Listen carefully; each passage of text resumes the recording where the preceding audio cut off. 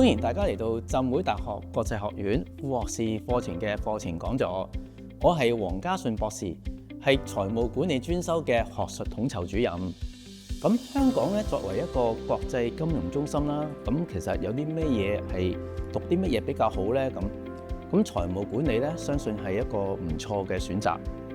咁首先我介紹一下我哋嘅課程特色。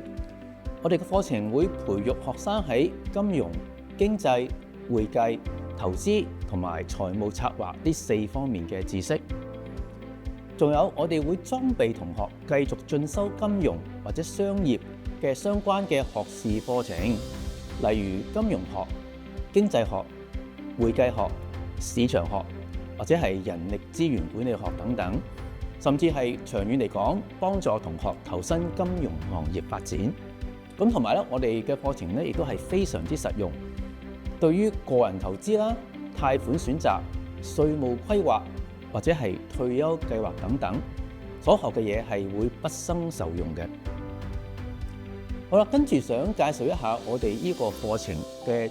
專修科。我哋有5科嘅專修科，我哋叫做 Concentration Studies。第一科係叫做 Financial Planning 財務策劃。咁呢一科咧係會為同學提供一個全面嘅財務計劃所需嘅一啲概念同埋一啲嘅工具嘅論述。例如話，大家睇到呢一個圖咧，喺人生嘅階段裏面咧，我哋會出世，跟住會就學啦，然後就會就業啦，然後可能跟住就會結婚啦、買樓啦，然後最後去到40、50歲開始會準備退休，甚至去到晚年嘅時候，我哋要準備遺產規劃嘅。咁第二科咧就係財務管理原理 Principles of Financial Management。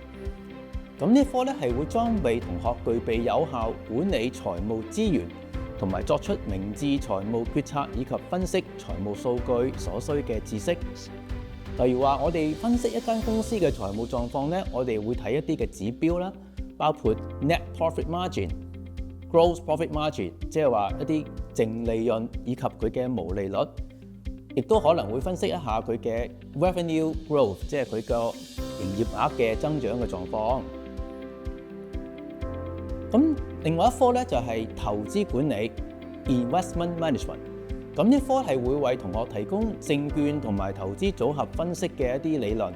亦都幫助同學了解各種金融工具嘅風險同埋回報嘅特性。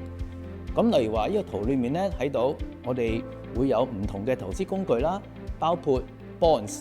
債券、stock 股票、mutual funds 共同基金、real estate 房地產以及 commodities 商品等等。咁仲有一科咧就係 Principles of Insurance 保險原理。咁呢科係會為同學提供對風險管理角色以及保險原則同埋實踐嘅理解，亦都幫助同學了解各種保險嘅風險嘅各種保險嘅工具以及合同法等等嘅一啲理論。咁例如話，我哋人生嘅階段裏面咧，我哋都會買保險啦。我哋可能會買人壽保險、健康保險、家居保險，甚至係汽車保險等等。咁最後一科係宏觀經濟學。一科係會為同學提供基本宏觀經濟學嘅概念同埋分析嘅技能，亦都提供機會啦，會應用喺檢視各種現實世界嘅經濟問題，包括例如通脹啊，或者係經濟增長啊等等。咁除咗主修科之外咧，我哋亦都會提供一啲選修科嘅，例如 Principles of Accounting 1 and 2會計原理啦， Principles of Microeconomics 微觀經濟學，同埋 Quantitative Analysis for Business World 商業上嘅數據分析等等。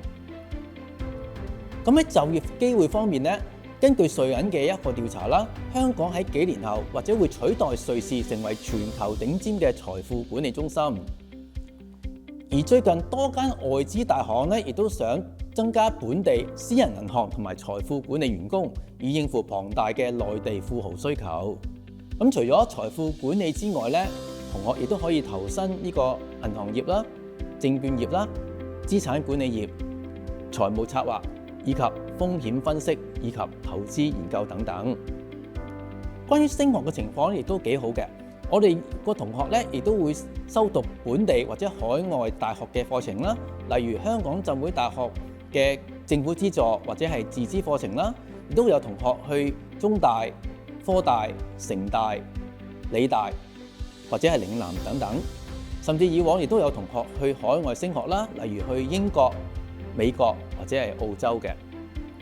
咁我哋課程亦都獲得唔同嘅專業資格認證，包括香港財務策劃師學會嘅資格認證所需嘅部分學歷要求啦，亦都豁免部分財務策劃師協會以及特許公認會計師公會嘅專業考試。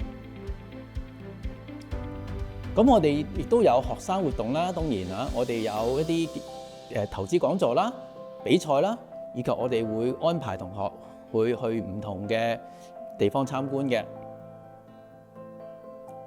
總括而講，我哋嘅課程亦都係非常有特色啦，同埋我哋會由經驗豐富嘅專業人士或者學者授課，亦都有良好嘅升學銜接，以及獲得部分專業團體考試嘅豁免，同埋強勁嘅市場需求，以及我哋所學嘅知識係非常之實用嘅。多謝大家今次嚟到我哋嘅課程講座。同學如果有其他問題，可以上我哋嘅網頁或者聯絡我哋嘅同事。我哋期待大家喺校園見面啦。